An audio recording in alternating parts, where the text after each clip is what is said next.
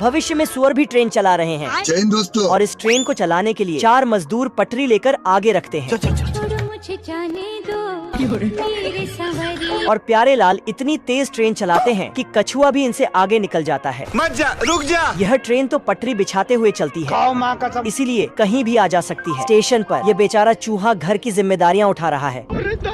ये भालू ये देना मुर्गा से टिकट लेता है और जब ये अंडा देता है तो गद्दारी कर बे। अंडे को भी टिकट देना पड़ता है। लो भैया। अब रेलवे स्टेशन पर कुछ इस तरह चेकिंग होती है। अच्छा, अब मार्केट में उड़ने वाली ट्रेन भी आ चुकी है। इसको भी एक सुअर गाना गाते हुए चला रहा है।